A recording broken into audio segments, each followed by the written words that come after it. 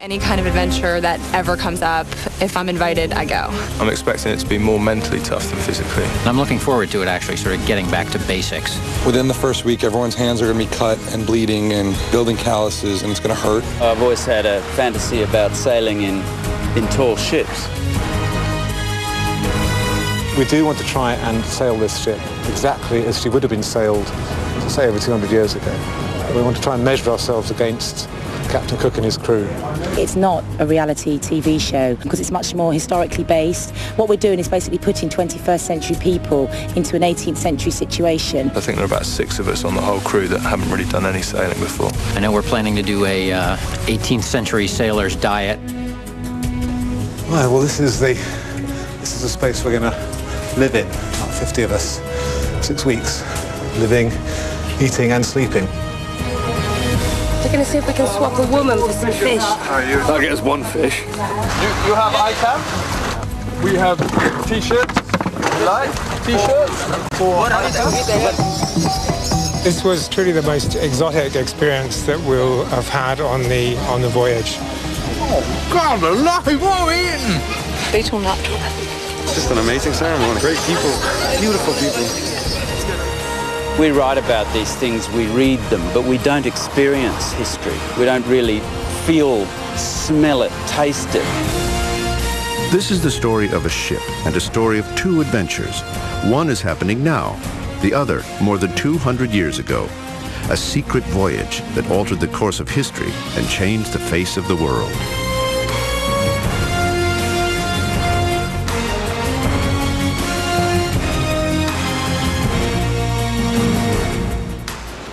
Now, 3 weeks into this 21st century adventure, Endeavour is spreading her wings. This is what it's all about. Under full sail, running before the wind. We've got to get everything up, and there's just an open ocean in front of us. The crew is enjoying the solitude of the sea. I wish my grandson were here with me to see it. He'd love it. And the bounty of the ocean. Tuna! 12 days of salt beef, French tuna. They're finally enjoying the life of the 18th century sailor. Comes in tins. This is a voyage into history. 40 volunteers and 15 professional crew on board an exact replica of Captain James Cook's ship, the Endeavour. For the last 3 weeks, the ship has been following in the wake of Cook's voyage up the east coast of Australia in 1770. The Endeavour is now free of the dangers of the Great Barrier Reef and heading across the open sea towards her destination, Jakarta, Indonesia. Chris, the filmmaker on board, records the volunteers' progress as they try to master the skills required to sail the ship. The crew members are measuring themselves against Cook and his men, seeing how they cope with 18th century navigation, 18th century rations, and 18th century conditions. But last week, far from land in the middle of the Timor Sea, the 21st century reasserted itself in no uncertain way. Sorry to wake you up so alarmingly. You're probably sitting on the safest place in the world right now. What I'm going to tell you now is going to shock all of you. This morning, American time, 8:30, a 737 was flown into one of the Twin Towers at the World Trade Center in New York. It was hijacked. 20 minutes later, another airplane flew into the other Twin Tower. That one was hijacked as well. About 2 hours later, an airplane flew into the Pentagon, full of passengers, with undisclosed number of people dead.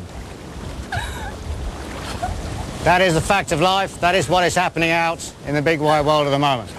Other than that, we'll continue with our normal routine and keep on trucking, because there's nothing we can do.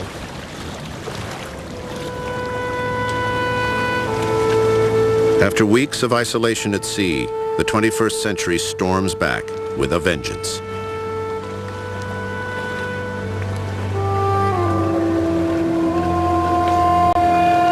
This terrible news would understandably affect the rest of the voyage. All on board knew they would be going back to a very different world from the one they had left behind. If you live in New York, you have friends that work in the towers. My town had something like 39 people die from my little town of 10,000, 12,000. You know, it was one of the worst in the whole area. The thing about being at sea is that there's no way to be in touch with the outside world, and so it just evaporates. Within 2 days, I think, with a slight overtone of sadness, the boat was back to normal. Within 2 days, which is amazing. And I mean, this happens at sea. This is why I sail, because anything that's lousy about the world, you go sailing, and it's not lousy anymore. You know. It was, extreme sadness for a couple of days, and a lot of talk about it. And then after a while, we went back to our own little false reality. And I was kind of clutching onto that false reality. 1 week later, the crew is still isolated from world events. But to make matters worse, the wind has died.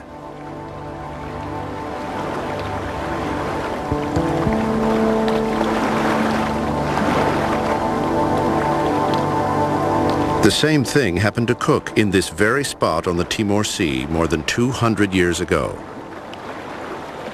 Friday, 14th September, 1770. The air is very light. The breeze blew up for a few hours this morning, but in the afternoon it fell calm once again. With these poor winds, we advance but slowly to the westwards. Cook and his men were often becalmed, especially in this part of the world. They were used to it. This crew isn't.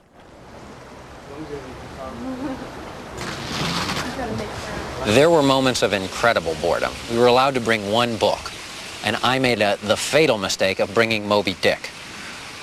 Seemed like a good idea at the time. I had never read it. Giant book. Not light reading. Being becalmed, whether you're on an 18th century ship or on a 21st century sailboat, is the worst. Because you're going nowhere and there's nothing you can do about it. I'm getting frustrated. I want to get moving. And we need some wind to get us going. We're putting up every bit of cloth we own to try and get us what little wind we have got to push us somewhere. I think we did an average of like a knot an hour yesterday. 24 knots in a day. It's pretty bad. Pretty slow. That's basically the current taking us. But I really wish we were moving. It's a lot more exciting when we're going somewhere. We have more to do, and there's a lot more wind. It's a lot cooler. It's been really hot. Just eating our meals and even sleeping because there's no breeze. We're really bored. And, when there's not the sort of cries of cruising along under full sail and catching fish and all this stuff, little things get to people a lot more.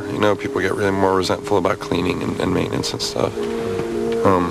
But I don't know. I think it's probably split, but I definitely think that a lot of people are bored and frustrated and a bit annoyed. 3 or 4 more days of this and everybody would be at the end of their wits. I expected so much more conflict, and we really didn't have much. However, whatever conflict we did have was during that 11-day stretch, when you just couldn't tolerate. It's the stupidest thing in the world, somebody who had some little quirk about the way they talk, and you just couldn't take it anymore. Shut up, like that. I feel like screaming, really. It's driving me a bit mad. I just feel really claustrophobic, and it's frustrating, and apparently it's just cabin fever, sort of exaggerated by being in the doldrums, but it's pretty grim. Going slowly in itself isn't really a problem, but what it does mean is that we're out at sea for longer without getting sight of land. Now we're navigating, so I have to keep watching the compass here. We're navigating predominantly, as you know, by dead reckoning, which means that we just keep a track of what direction we're going and how far we've gone through the water. And so the longer we're out with the inaccuracies in those estimates, then the more wildly inaccurate our position gets to be.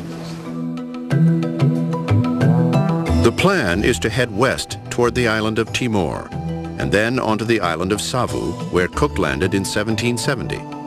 But the navigators have only the same inaccurate and incomplete charts that Cook used, and Savu is not even on them. And I think this just illustrates what mystery navigation was in Cook's time, when the charts really may well have been made up by somebody who was high on hash at the time. Or at least it looks like that in some cases. In this case, the Endeavour is in a windless drift, and her navigators can now only guess where in the South Seas they really are. One of the original goals of Endeavour was to calculate the distance from the Earth to the Sun.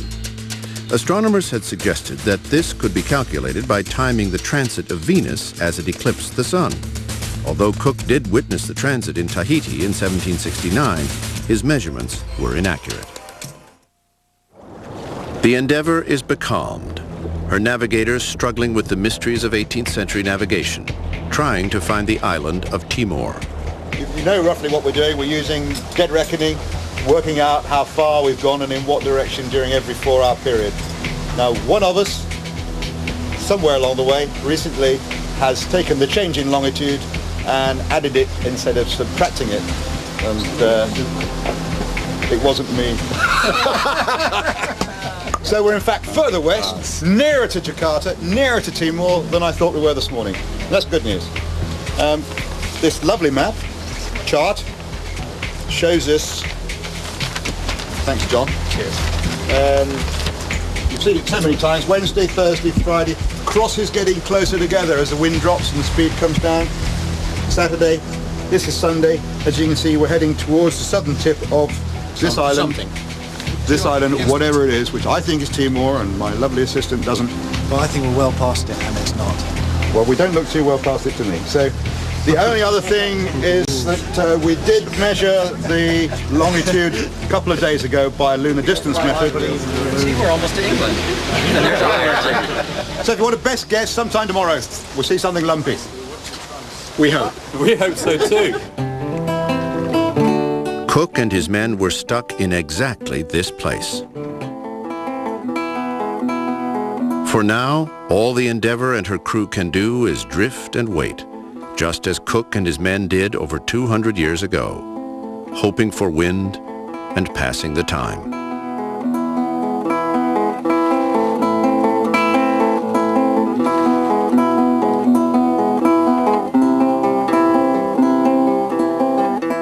I think just the sight of land, even if we can't reach out and touch it, would cheer them up a bit.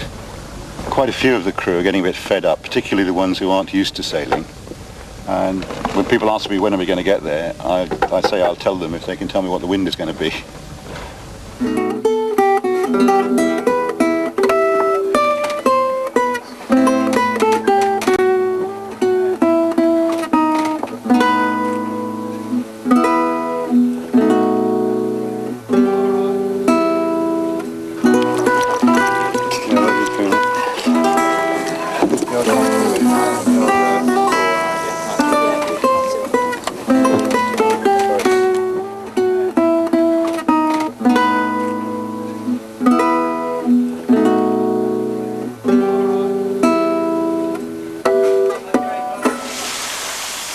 The following morning, still no wind.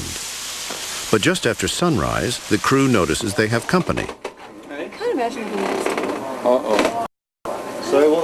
It's an Indonesian fishing boat, apparently oblivious to an 18th century ship in full sail. They are too busy catching fish, something the Endeavour hasn't managed for days.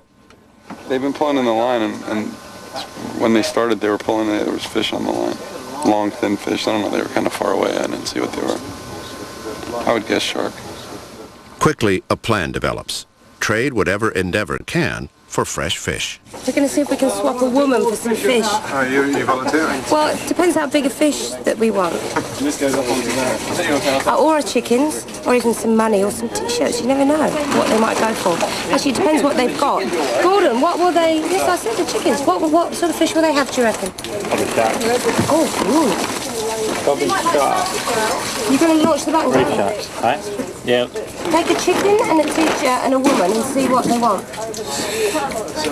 We're going over to get some fish and then fishermen. We're about swapping a woman. That'll get us one fish. Desperate seamen bartering with anyone they can find for fresh food is of course a common enough experience for sailors over the centuries. Cook was certainly anxious to procure whatever fresh provisions he could find anywhere in the South Sea. Hold the out-arm tackle, these way your stern line. The locals would actually come out in boats to the ship, bringing products with them to trade. Cook had a series of items on his ship specifically designed for trade, and they also improvised others. They carried various glass beads and other baubles which they thought might be of interest as ornaments to South Sea Islanders. Sometimes they were, sometimes they weren't. This is our some dried fish we got, which I'm afraid none of us found palatable at all. So what are you going to try and dry fish for? So we're going to see if this might be their, you know, some delicacy. You never know. There's not enough time to get the 18th century longboat in the water, so the crew resorts to 21st century technology before the fishing boat gets too far away. But one problem remains: language. It's unlikely the fishermen will understand or speak English. How do you say we are so inept we can't catch our own fish, Mr. Indonesian fisherman? Can you swap us some fish or something? We caught these 2 years ago. We caught these 2 years ago and we packaged them in plastic. Yeah. Product of Malaysia. One of the crew members, Sam, claims he knows some Indonesian. What was fish again? That's the only thing I can't remember. Good, what's Indonesian for fish? What's fish again? Can. Can. The hope is to trade Endeavour's ancient dried fish for something much fresher. Sam has just minutes to pull together his pitch. When Cook explored the island of Hawaii during his third and last voyage, the natives thought he was the incarnation of a god. But just a short time later, in February 1779, Cook was killed in a dispute with the same Hawaiians who had welcomed him. His mutilated body was buried at sea. 4 weeks into this voyage, the monotony of the 18th century diet is getting to everyone, even Caroline, the cook. Well, I'm going to try a pudding for the first time. I had a look through a few recipe books and it's not really one recipe, it's a mixture of a few. I've got in the bowl some shredded suet and some brown sugar, some flour, some baking powder. I'm going to mix some eggs into it. So it won't really matter if they don't turn out perfectly. These guys are so desperate for something sweet and pudding-like, they'll love it whatever it comes out like. Okay, that's a good mix.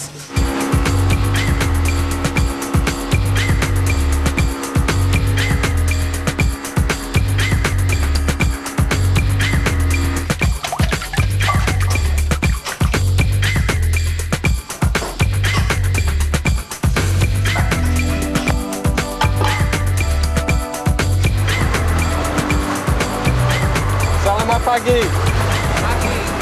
Apa kabar? Baik. I can.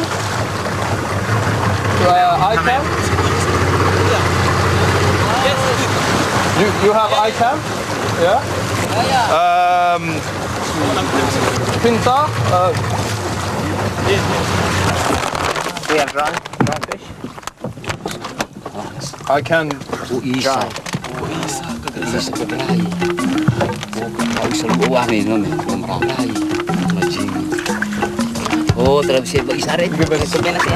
ikan? No, Do you have? No, I can. We have t-shirts and for these as well. Ship? Yeah? Yes. I like it. You like? Yeah. T-shirts? Dried fish is rejected, but 5 T-shirts by a huge hammerhead shark, with 2 swordfish thrown in as a bonus.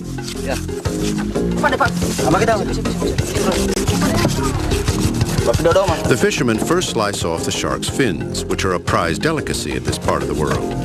Normally, the finless shark would get thrown back into the sea, still alive. Terima kasih. Sama-sama. I will help on help. No, that's, yeah, that's... Is that alright like that? Yeah. These are all the t-shirts we got here? Yeah, just on the top. No, there's no... I don't think we can reach it.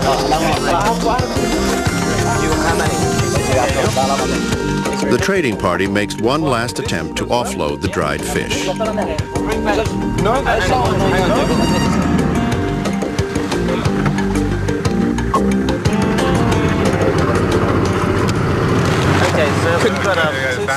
We couldn't even give it away. No one wants this.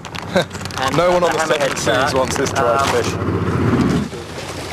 Is it heavy, Dom? What's the way, you reckon? Too much. It's going to be about 85 pounds, isn't it? Look what we caught. Such a waste, though. Yeah, I think it's cruel if they throw the sharks back without killing them. And it's a waste too. It's beautiful meat. And, can you cut the spine out? Can you cut a hole here and just kind of rip the spine out?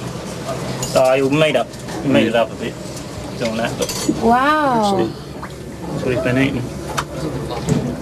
That's going to feed it, isn't it? Cut it through. He's got to mainly cut out the gills. That's his back muscle there. It's still twitching. I found that quite macabre. Still twitching and they're cutting it? Yeah, it was still twitching. I suppose it's just muscle reactional. Oh, God! That was horrible. It's still twitching. Oh, God, yeah, it is. Right, I'm just going to go and take the fish down and wash it. Pop some lemon and oregano and stuff like that. Give some garlic, maybe.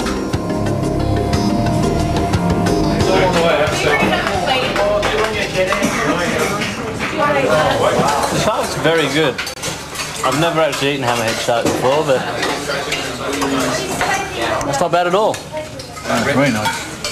Very nice shark. Can't beat a bit of shark. Alex, enjoying it? Oh yeah, absolutely. Always take fresh food over salt food. It's nice. It's a meaty texture. It's heavier than a lot of fish, but it's very tasty. Caroline's done a lovely job cooking it in garlic as well. Very nice. Ooh, smells good, that's for sure. Top pudding. Very, very nice. If I was a pudding, this is what I'd want to be. I like a Barbara Windsor pudding.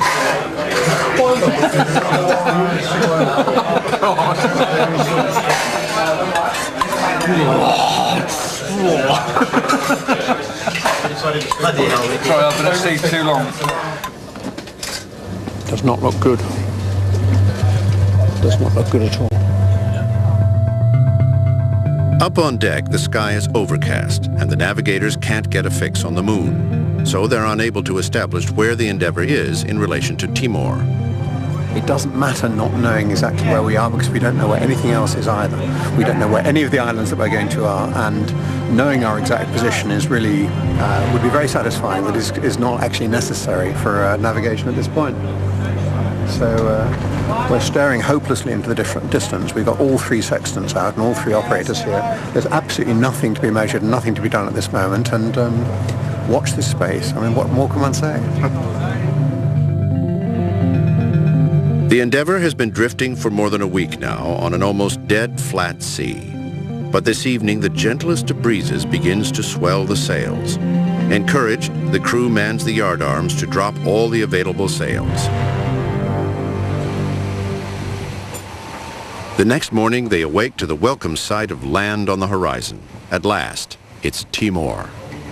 We were expecting this last night, really. We got well south of the island because of the winds, and we've been moving northwards through the night, and I figured it would turn up at daylight, so I came up early, and sure enough it did.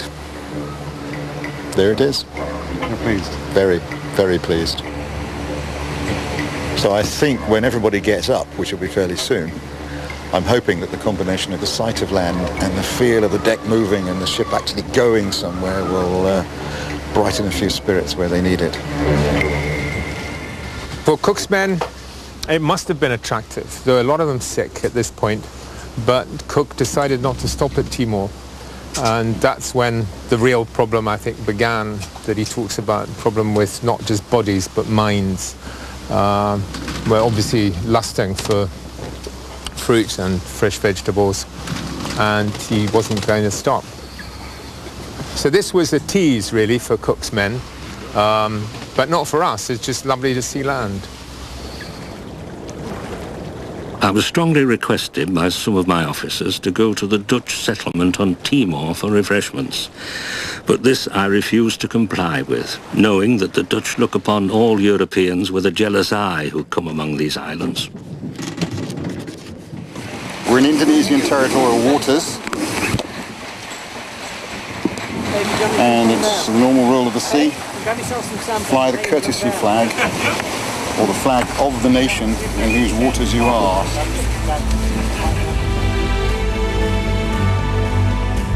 Suddenly, without warning, a fresh wind blows up. Not a light breeze, but a sailing wind, just as it did for Cook in the same place in the 18th century. Brace is keeping the yard square as it goes up.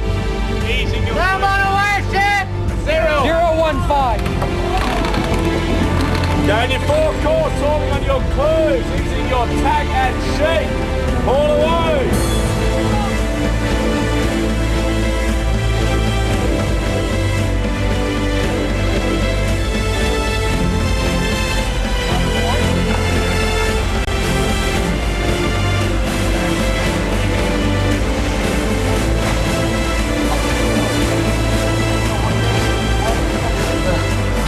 As we can see, we're at probably about the highest point in the ship. There's no higher than this. All at the aid of a safety net and brains. Because you can't be clever coming up there doing this.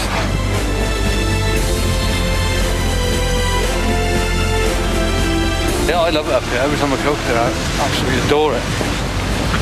It's getting up here right enough, but once you're up this world, well worth it. You could sit up here for hours. You could probably sort the major problems of the world out, sit up here. But once you get down to deck level, you forget it all.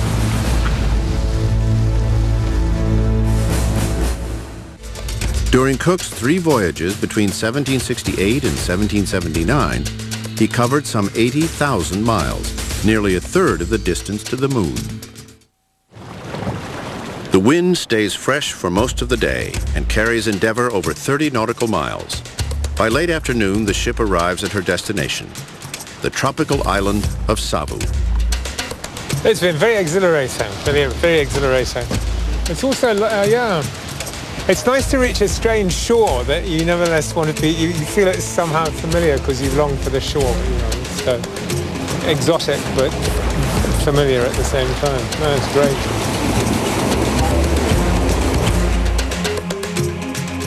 Cook arrived here on September 17, 1770. Some of his sailors were suffering badly from scurvy and a terrible longing for home, itself a symptom of scurvy.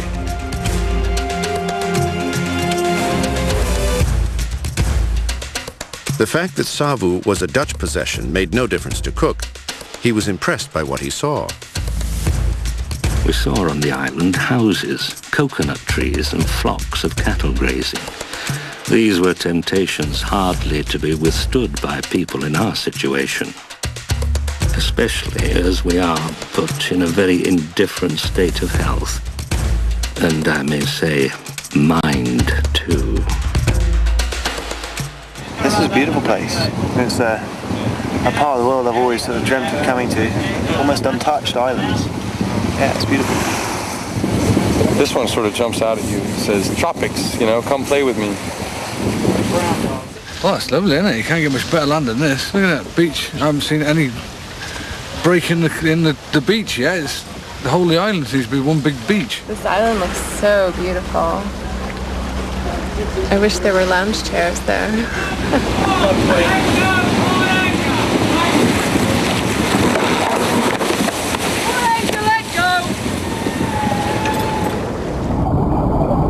Cook uses a very strange phrase when he gets here. He says, it was a temptation not to be resisted. Now remember that he had not stopped at Timor. He sailed straight past. All the men wanted to get home, you know, sick with nostalgia. But here, it seemed as if everybody wanted to stop. He said it was a temptation not to be withstood. A temptation not to be withstood. Isn't that a strange phrase? I mean, he doesn't say it was an opportunity to be taken. It was, you know, a convenience we were going to avail ourselves of. He said it was a temptation not to be withstood. As night falls, the crew decides to wait until morning before going ashore. On board, the sound of a distant prayer call is heard, carried across the water by a gentle sea breeze. The same sound, perhaps, heard by Cook and his men. When the 18th century Endeavour crew finally went ashore after so many weeks at sea, Savu was a paradise that promised much. This crew is just as eager to taste the delights of Savu, having been without fresh fruit and vegetables for 2 weeks. They row ashore in relays, 2 miles against the current.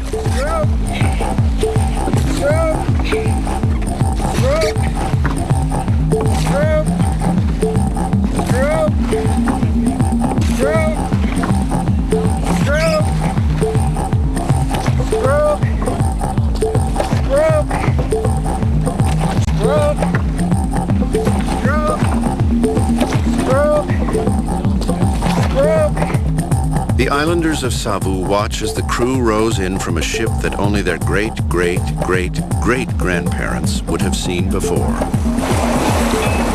Does anyone own these lands? Not I came to Queen Elizabeth. Once ashore, Endeavour's crew walks straight into a village market. Fruit, vegetables, animals, wines, and fish.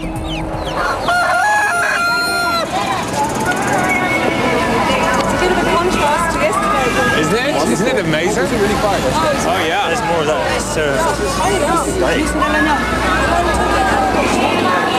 Chilies, beautiful hot chilies. People have been coming to this weekly market from all the surrounding islands for longer than anyone can remember. Most likely for hundreds of years. The natives are of a dark brown color with long, lank hair. Their clothing is a piece of cotton cloth wrapped around their middle and over their shoulders, with turbans tied around their heads. They all, both men and women, young and old, chew of the betel nut. I'm going to chew it. I'm going to wet this and then dip it in the lime. It is traditionally accompanied by a local green vegetable dipped in lime. What are you eating, Lucy? Betel nut. It takes about 10 minutes for betel nut to take effect. Beautiful snake beans, really beautiful. Crisp. Okay, we've got some fruit. Well, we've got a tomato and we've got some limes. Do you want some tomatoes as well? Okay, here we are, scurvied seamen, right? We've been at sea for 2 weeks, and we're going to consume these with emotions of voluptuous luxury.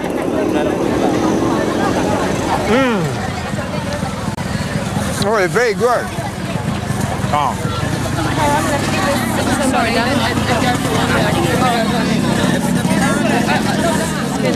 Flavour some? Oh, wow.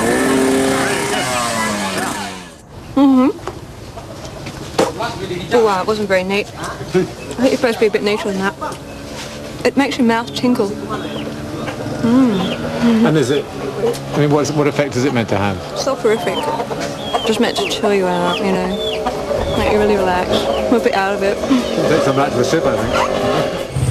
These chilies look good. They look like the bird's eye, the really hot bird's eye chilies. They'd be good.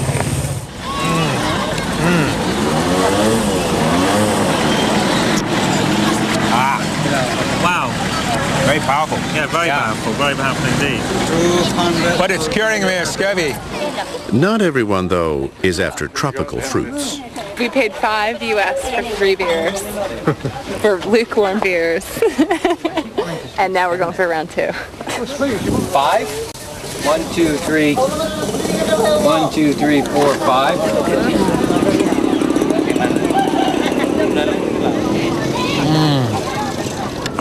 Red hot, just like I like it.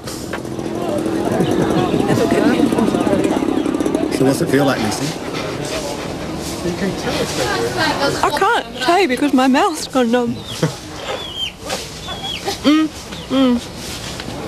Let's look at the tea and that's how you know who's been chewing it and who hasn't.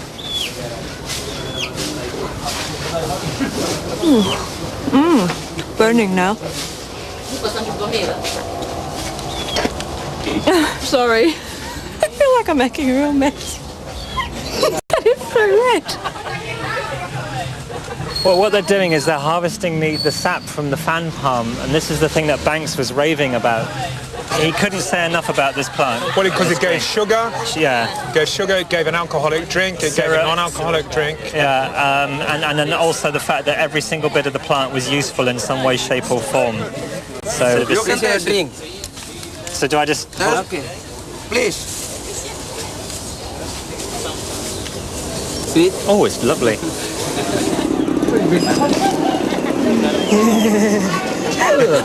So attractive. Who is it? Thank you very much. Yes. Thank you so much. Give it a go. Oh, wow. Oh, my God. Oh, dear. I think it just kicked in. What is it? It's beetle nut. Oh, my God. Sorry. Oh, I'm a bit hot. Oh, God alive, what are we eating? Stop dribbling. Oh!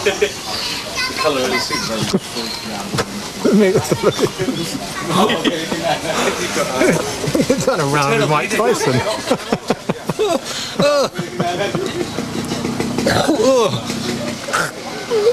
That's nice. You thought I was dignified. A letter, handwritten by Cook and sent to the British Admiralty, was discovered in the back of a picture frame in an English country manor in the summer of 2002. This letter described the safe return of Endeavour and Cook's discovery of Australia. It is expected to sell at auction for close to $30,000. The crew board a truck for the short drive to a special ceremony welcoming the return of Endeavour to Savu.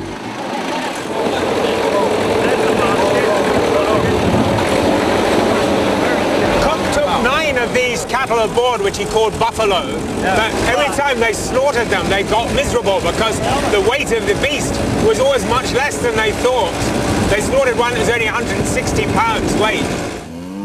The natives showed the greatest inclination imaginable to supply us with whatever they had, selling us products as fast as they could bring these things down. I might have purchased as many buffaloes as I pleased, for they drove them down by herds. I got as many as I well knew what to do with, and likewise a number of fowls and a large quantity of syrup. The islanders welcome Endeavour with a display of song and dance.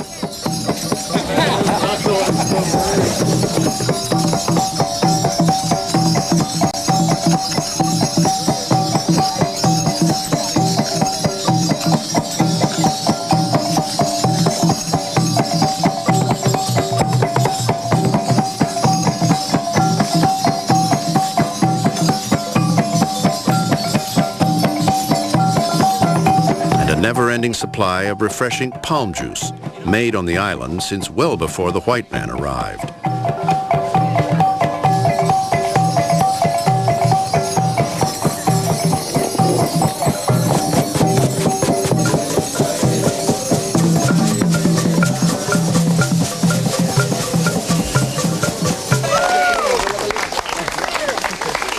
That was fun. Oh my God, I could live here. Wow. Just an amazing ceremony, amazing dance, great people, beautiful people. It's going to be hard to get back on the boat. Oh, it was magical. Absolutely magical. Such beautiful people. And I mean, it's been just an incredible day wandering through the market and then coming here and seeing this. Such a warm welcome as well for strangers arriving on a boat out of the blue. It's just really quite heartwarming. In return for their magnificent hospitality, the crew takes some of the dancers and singers out to visit the ship. For the inhabitants of Savu, the original Endeavour is an important part of their own history.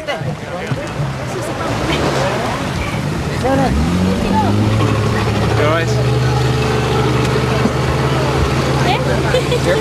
There you go. Thank you. Hello, Derek.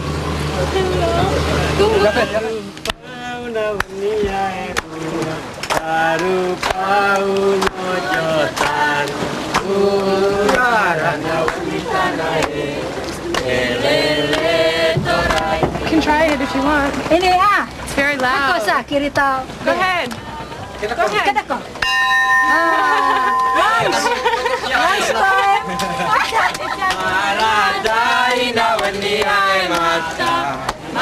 Where did you come from? Australia? America.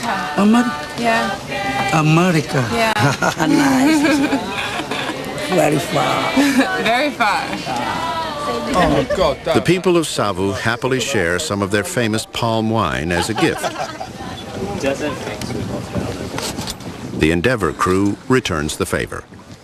Ben, what are we giving them? More fish, some of the dried salted fish that unfortunately is not very nice for Western palate. So hopefully the people from Sabu will enjoy it more than we do. The dreaded dried fish that nobody ever seems to want. It looks a cross between crocodile and snake in my opinion. Bye-bye, Henry.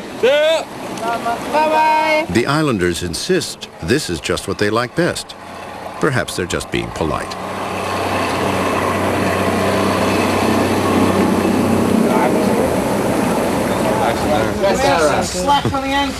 It's just cold. That's really all I care about. It's icy cold. Good or otherwise, it's cold. I think that this was truly the most exotic experience that we'll have had on the voyage. I think we encountered a culture that was was integral, hadn't been invaded by tourism, hadn't been spoilt by imperialism. So my sense is that the local culture there was never really dented. It's always been continuous. I think that was why it seemed today so recognizable from Banks and Cook's accounts. It's the same place. The people are doing basically the same thing. So I think we saw something very rare and we were incorporated into it, a great gift. As the Endeavour sails off, those not on watch find sanctuary in the darkness, and just as Cook's men did in the palm wine from Savu. Ah, that man's got the little red light, which means infrared. He's always got a strange smile. He's a very strange boy. On Cook's ship, alcohol rations were 1 gallon of beer, 1 pint of wine, or half a pint of rum per man per day. This is amazing.